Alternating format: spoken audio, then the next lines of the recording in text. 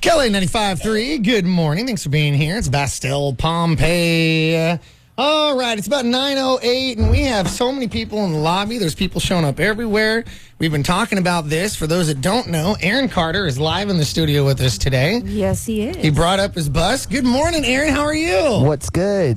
What's up, man? How's it going? Going pretty good. So you came up in your tour bus and you're going around. Do you have what's going on with you? Do you have a new album coming out? Is that what's happening? Yeah, I have a new album coming out. I have a new single dropping October 14th. Which is my birthday, by the way. It's a great day to drop an album. That's awesome. Yeah, it's awesome, right? So yeah, there's a lot of great stuff going on. Yeah. So let's talk a little bit about. Obviously, it's weird.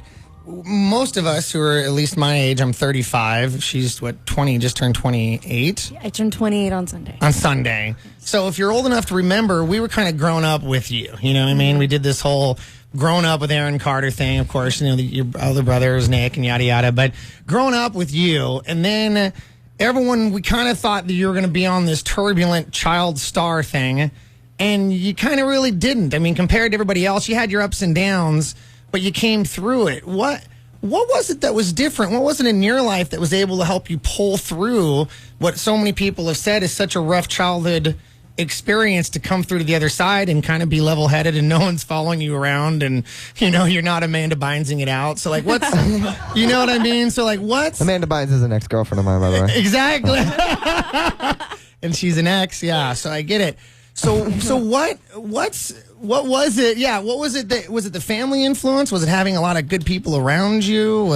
Honestly, it was probably a series of different events, and there, you know, certain things that shaped me and helped me become a man and realize that there's more to life than just money and stuff like that. You know, when I turned 18 years old, you know, I had my parents were my managers, and they didn't do everything exactly perfect, and I got hit with like millions of dollars of taxes and liens and stuff from years from when I was like 12 and 13 and 14 and 15. Because you gotta understand, like, I've been actually making money since I was 6 years old, so I've been doing this for 20 years now. Yeah, that's crazy. And making a living off of it. So when I turned 18 years old, you know, my parents were my managers, and they divorced, and I was on tour. I didn't even get to tour my fourth album because my parents divorced, and then you know, obviously at that point it became about the family and what was going on with the family versus being out on tour. And I kind of was just thrown out on my own a little bit, and I'm like that bird that kind of got out of the nest too soon, and, you know, I'm on the ground walking around. I had to learn how to fly off the ground, you know, before somebody came and got me. Something got me, but yeah, I mean, is it weird having so many people assume they know you because they knew the young Aaron Carter, and then you're like, man, I'm a different guy now. Yeah, well, I mean, it's contrary to that. I mean, I'm really not. So, but I'm not any different now. I mean, the last like 5-6 years of my life, I was different. I was lost, and I didn't know who I was, and I didn't have anything really concrete or solid going on in my life, or people, you know, believing in me, invested in me the way that, you know, everybody is now around me. But I had to prove all of that stuff. It was all proving grounds for me. You know, I didn't just get handed all of this all over again. I mean, I went and I did like off Broadway in New York City. And I did over 500 performances with that show. What's that like, doing a daily show like that? I mean, I wanted to be back out on tour. I mean, it wasn't the most ideal situation for me, because I was, you know, using this as a platform to get me back out on the road, when back in the day it was I used my singing as a platform to get me onto things like Broadway. So and then it kind of just a lady, Kathy Russell in New York City, she believed in me, you know, and at that point there wasn't any concert agents or nobody booking me shows or anything like that. So, you know, this lady gave me an opportunity to be able to show people like that I'm still a performer, and that performing is really what matters to me, and being an entertainer. Yeah. You know, and entertaining people, like, for the fun of it, because it's truly enjoyable to me. Like, I get a kick out of it, and I'm like, in my head, I'm still like, I feel like I'm that little kid that's trying to climb trees and do cartwheels to impress people. Just because. Like, I started so young that I didn't start with the mentality of having money because it's 6 and 7 and 8 and 9 and 10. You don't really grasp that, money wasn't anything that was something, so. Is it weird having not just you be famous, but have other family members be famous? Do you get tired of having people ask you about your brother and stuff, or do you enjoy that? I'm sure people say the same thing to Nick. Yeah. I mean, like, we're similar, but we have our differences. And I'm a solo artist, and Nick is in a boy band. Yeah, and or a boy group.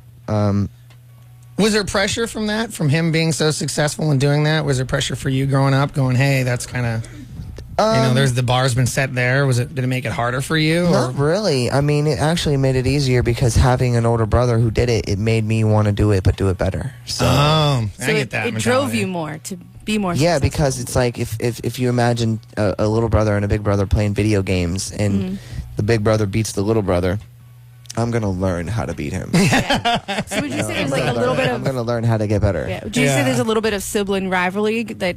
Oh, there's a tremendous amount between the two of us. It's, I'm surprised people haven't really realized how apparent it is.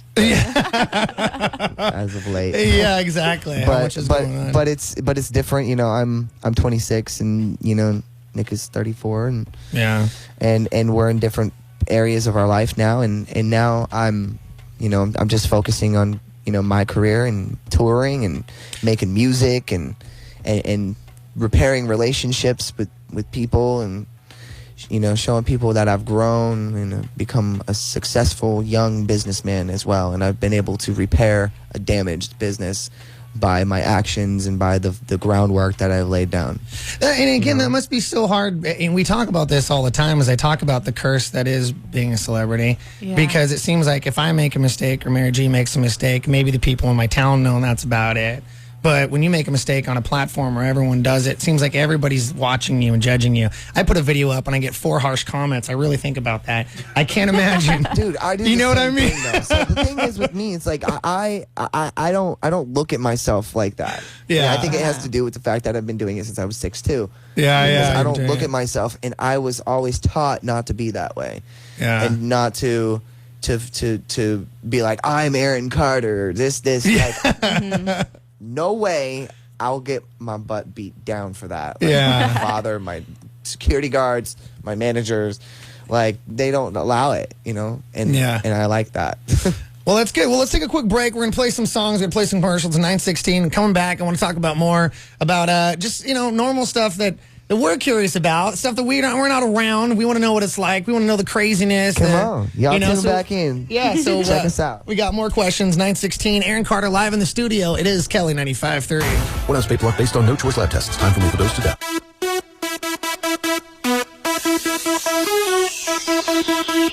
Every time the beat drops, shawty make my heart stop. Baby, make that body rock. We got all night, let's get it right. So we could say, we did that, I did that, yeah. Let's do some things, when we look back, we'll laugh at. Knew it was you by the way you looked under the light. So baby, hold on to me now, take a chance, come along for the ride. You took me by surprise, cause every time the beat drops, shawty make my heart stop. Baby, make that body rock. Get it on the floor, we can have a ball. You can get it all from me. I don't even care, there's something in the air. Girl, you make it hard to breathe. And girl, you got that ooh, that weed. Ain't nobody like you, babe. Girl, you got that ooh, that weed. Girl, you make me wanna say ooh,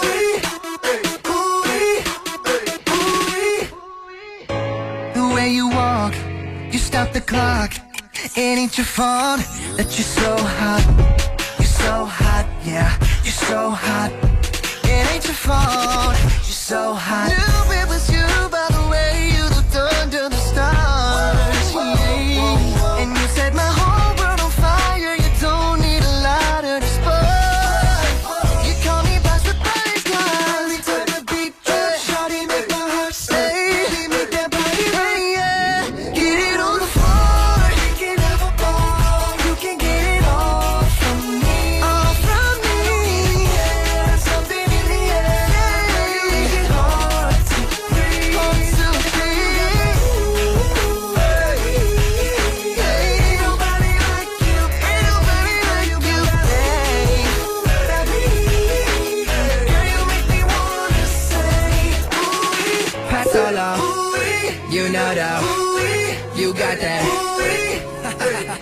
That booty size is J-Lo. Oh, Kanye, yo, Kim K, and I broadcast it on cable. Make the whole family famous. Girl, you making it harder to breathe. Driving the sheet, even the party get chased by police. Peace, pumping to all of these beats. Jeez.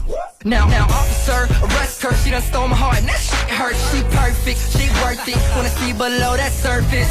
Every time the beat drops, shawty make my heart stop. Saw you from across the room, now it's us two. Now get it on the floor. Thinking of a ball, you can get it all from me. All from me. Yeah, something in the air. Yeah, take it home.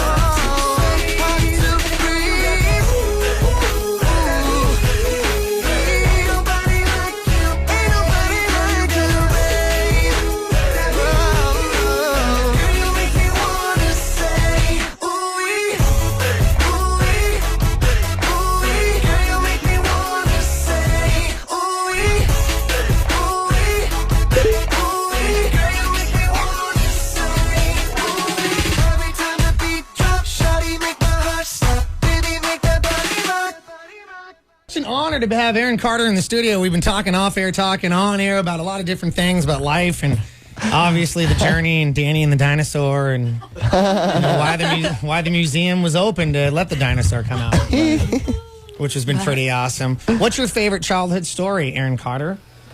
Oh. Do you have a favorite one? Yeah, well, all of them have to do with being a performer and fans and stuff. So, but there was Ricky Martin was down in Argentina with me, and we were at this hotel in Buenos Aires, and there was two wings of the hotel, and they kind of like they were inward and faced towards each other, and there was like 15,000 fans outside of the hotel, and I'm on one side of the wing and he's on the other side of the wing, and I'm waving down to the fans like, we're both like waving like we're like kings and queens in England or something. It was really stupid, but we're waving, and all of the fans like they turned towards me and they started ignoring Ricky Martin.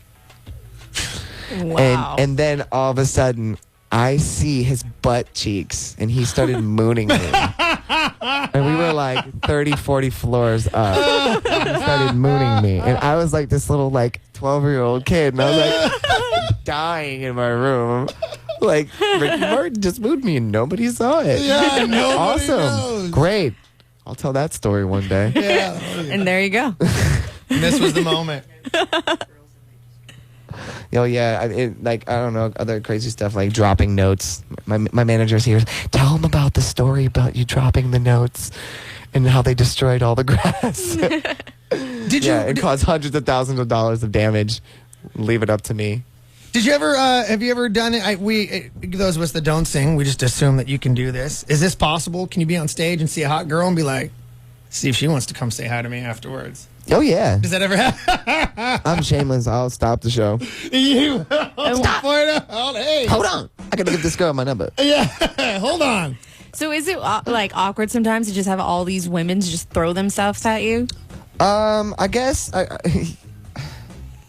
don't know. Not really. Yeah. It seems like it would be awesome. but it's personally it's awkward because it's like they see like me first, and then like who sees like me for me, kind of thing. So that's I've heard what from a lot of different I look for, kind a lot of different celebrities say that usually the ones they want are the ones that are least interested in who they are. of. Yeah. So it's always like, yeah, I'm so-and-so from Big Time Rush. And they're like, I don't care. And he's like, no, but I really like you. Like, I want to get to know you. And he's like, it's always the ones that scream. Or so, the ones that are screaming the most are the ones that you're not interested in, but the ones that aren't interested. Do you find you're attracted to more of the ones that aren't? No, I'm into you? actually more into girls that like put themselves out there and want to like know things about me, and put themselves forward. I mean, because I have beautiful fans too. All different kinds. So it's like it's It's nice. It's nice. What do you think the greatest memory you have so far of being able to do all this? Because, with fame and money, and there's a lot of things you can do that normal people can't. Is there a country? Is there an experience? Is there something that you look back on? Being trained and personally knowing Michael Jackson and having him call me and, being supportive and... What was Michael Jackson like? You got to hang out with him. What was he like? I knew Michael Jackson personally and very well. I went four-wheeling with Michael and Chris Tucker, in the mountains of Santa Barbara. Like, that's just weird. Like, did Chris Tucker constantly say, "We're four-wheeling, man"? Yeah. Oh, yeah. No, he's actually a little bit more chill than that. Like, he was. I know. He was a little bit more chill than I thought he was going to be, kind of to himself. But, yeah, I've done stuff like that. What was Michael like on his own? And if I can ask that, because most people are curious, is what was he like on a downtime? Was he quiet? Was he soft spoken? No, he actually had like a lower tone of voice than you would expect him to have. Really? Really? Like when he was just chilling and like not worrying about like trying to conserve his voice, because he always learned how to conserve his voice and talk like this because it's easier on the throat, and I should probably do that too, but I don't. So that's why he did that. I had no idea. I always wondered when why you drop it down and your larynx like drops, it's like a little bit more strenuous on your involuntary muscle. Yeah. So he did that. And he was just he was very opinionated and very influential, and he gave me a lot of advice that nobody knows about, like that I kind of cherish and keep in my little box. Yeah. And I don't want anybody to have. That makes sense. He worked on dance moves with me. He called me in. I opened up for him in Madison Square Garden September 9th, September 10th. We all left the morning of September 11th. My limousine got a flat tire on the way to the airport. I watched the plane hit the tower in New York City with my own eyes. Oh my God. I was across the Hudson watching the towers. Michael invited me to go to an amusement park with him and Macaulay Culkin after that experience. And then I recorded a charity song called What More Can I Give with him, and he called me and my brother in to do it with Usher and Luther Vandross and Celine Dion, and we did that. And so I did, and it's documented. People can see it. They can see it. It's not a fish story, so Google it. Yeah, Google away. No, it's just curious because there's certain people. I was having this conversation last night. Where was I? I was with my family. And it was the night before. It was Ticker Tuesday. It was a bar. And we're talking about legends of our time. And we were like, okay, Prince, Madonna, Michael Jackson, like those are the ones for me growing up where it's almost like those are the untouchables, right? Like those are the big ones. So when you hear about Michael Jackson, because he's no longer with us, obviously it was devastating. Now all we have is stories of people who got a chance to meet him. I was never lucky enough to meet him. So when you had an opportunity to be around him, was he as much of a genius as we all kind of assumed he was musically? Oh yeah, I saw him work on music. I saw him write music. He worked on me with music. He worked on vocal patches and different tonalities sonically. Like he personally worked with me. Yeah. You know what I mean? So just all in all, man, he was just a really good person, and just a very inspirational person to be around. Like you wanted to be around him, and like you wanted to pick up on everything you could from him. So is going to Vegas as a famous person fun? Because going to Vegas poor and normal sucks. But going to Vegas as a famous person would be a lot of fun, I think. I'm too damn smart with my money now, so I will not be going to Vegas. I will be putting that money away for my daughter's college fund, who doesn't exist. Yeah, exactly. The eventual daughter. Yeah. That's the kind of things that I think about now. Like, now that I'm like older, like I don't think about like sunglasses and vacations. I think about like how you can save money. The future and buying a house. I think about creating an estate for myself and creating a life and a family and that type of stuff. Yeah, that's cool. But I don't have it. The only one in my whole family that's just kind of lonesome right now. But that's okay because I'm still in the building stages of my life. And well, yeah, and you're young too. I mean, you're not. It's funny because when you're younger, you're like 17, 18, you remember thinking to yourself, 26 is so old, 27 is so old. And you get 26, 27, you're like, 40's old, right? I don't want to get to be 40. 40 comes, you're like, oh man, 60 is where it's at. 60 is way old. Barbara Walters was doing good through her 80s. I'm fine, right? Well, at least I know like Cindy Crawford will still look the same. Exactly. Like, She'll look 40 the same. years from now. She won't change. She's gonna create the holy grail. That woman. She's gonna, I have a new product. Put it on your face. Put it on your face. You'll live forever. Well, man, thanks for coming in and being part of the show. I appreciate it. And, yeah, thank you, man. You know, I love the new song. I heard it yesterday. I actually went and tried to research it. I didn't have it here in the system, but I'm glad we got it. And I think it sounds good. I like your style. I like where you're coming from. And genuinely, we get a lot of different people that come through here. It's really refreshing to see someone who's been through so much and learned from it. As I truly feel that you've learned from a lot of this, which is great. That's awesome. You know what I mean? Like you've grown up, you grew up a lot. Yeah, with everything that's happened, and it's like I didn't have a choice though. You know, it's like either grow up or shut up. You know. Yeah. Well, yeah, and some people they don't though. I mean, we know we list them and they don't, and you chose the positive path, which is great. I mean, the thing is, you're not going to see me anymore in the public eye unless I'm doing something positive for my career. If I'm not doing anything for my career, you're not going to see me. You know, so that's it. Yeah. You know, like it's all about my music and the grind back to the top and hustle and perseverance and being somebody that can be a good influence and a good role model for people too that have lost stuff in their lives and try to get it back or try to get something back that's similar to it. You know, so I mean. Are you going to settle down eventually? Would Aaron Carter ever get married and have a family? Yeah, you know what? You know what I was thinking about doing? I was going to talk to my manager about this. She's right here now, so I can just bring it up. Is that like she looks? I want to do like for the love of Aaron Carter, like a bachelor show or something like that. That would be awesome. I'm sure you would get a lot of something females like out there. that would be really awesome and like bring in different like fans from all over the world, but do it with fans. Can I just say now, you don't need Ryan Seacrest to host it. I will host it for you. I would love to be that guy. He's the guy that walks out into the house and it's like walks out into the living room. Hey. Okay, ladies. Here's what we're gonna do. Here's the challenge for today. Yeah. There's candy all over the house. This challenge is called I Want Candy. Yes, exactly. Whoever finds the special piece of candy. Whoever finds the green striped peppermint candy gets to go on the first date with Aaron. That would be great. I think so. I don't know. Like, I want to do stuff like that, man. Because, I honestly believe that maybe I could find true love in one of my fans. I don't know. It's possible. I'm sure. Now that you just said that, I'm pretty sure all your fans out there right now are saying it's me. It's me. It could be. It's not a lottery. It could be. I mean, I've dated my fans before, and it's kind of awesome. It's like John Lennon and Yoko. Something like that. Ozzy. That's Ozzy. Sharon, that's worked out very well for them. Kiss and his. Yeah. I don't know, man. It's just I don't know, and I feel like they know me kind of a little bit too. So I don't know. I'm pretty sure your fans know you better than you do. Yeah, I mean they do. They'll be like, no, you like macaroni. No. And it makes it easier, too, because whenever you date someone new, you hate having to explain yourself and your history over and over again. Yeah. It would be a sense of relief knowing that you already know. And somebody that's like, I understand that. Yeah, I mean. Yeah, we don't have to have that. Yeah, exactly. We already know each other, so that's awesome. No awkward face. Yeah.